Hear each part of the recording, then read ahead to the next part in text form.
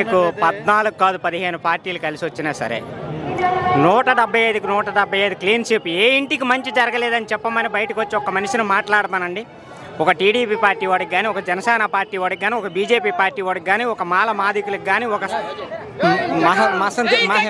మహమ్మదులకు కానీ ఎవరికి మంచి జరగలేదు.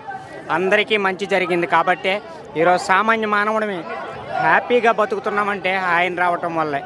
ఏదో మందు బాబులు మందు రేటు పెంచారని ఆ మాటలు మాట్లాడితే మాటలు కాదు. ఎంతమందికి ఇల్లు ఇచ్చారు నాయన? తండ్రి కాండి లెక్కేసుకుంటే ఇప్పుడు వరకు కూడా ఇవ్వలేనని ఇల్లు లక్షల కొలది ఇల్లు ఇచ్చాడు.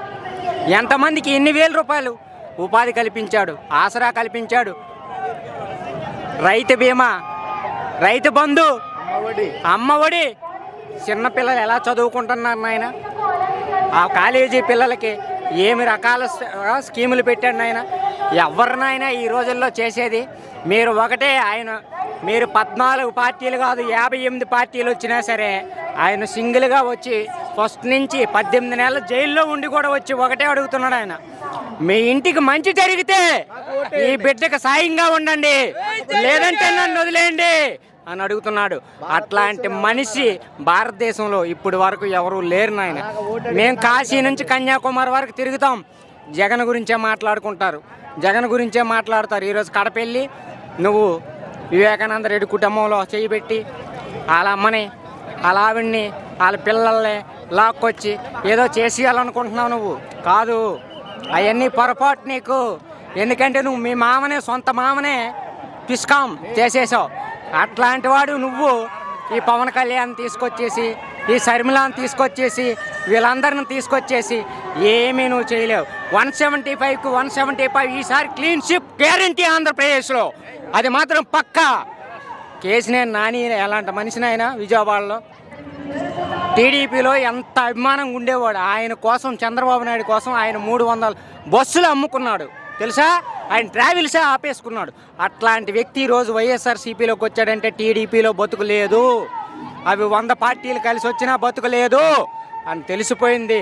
జనాలకి మంచి చేసేవాడు ఈరోజు దేవుడు. ఎవరు మరవకండి. అరే అరే అరే నాయన, రాజకీయంగా రేపు తల్లి బీజేపీలో ఉండొచ్చు, రాజశేఖర రెడ్డి సీఎంగా ఉండంగానే వివేకానంద రెడ్డి బీజేపీకి సపోర్ట్ చేశాడు. దాన్ని ఏం చేస్తారు? అప్పుడు టీడీపీకి సపోర్ట్ చేశాడు, బీటెక్ రవికి సపోర్ట్ చేశాడు. అయినా గెలవలేదులండి. ఏం చేస్తారు? అవి రాజకీయ పరిణామాలు తప్పితే అది కుటుంబంలో వచ్చిన వాటిని నీ ఇంట్లో నీకు విరోధులు లేరా? నీ సొంత తమ్ముడు, నీ సొంత చెల్లి, అక్క, తమ్ముళ్ళు మీరందరూ ఉమ్మడిగానే ఉండిపోతున్నారా? అలాగైతే ఈ ప్రపంచం నడవదు తెలుసా. ఉమ్మడిగే కానీ ఉండిపోతే ఏమనుకుంటున్నారు? ఏవో జరుగుతూ ఉంటాయి రాజకీయ పరిణామాల్లో, వాటిని మనం పట్టించుకోకూడదు. చెల్లి వచ్చేసింది, చెల్లి తెలంగాణలో పార్టీ పెడితే మళ్ళీ ఇక్కడికి ఎందుకు వచ్చావు నువ్వు?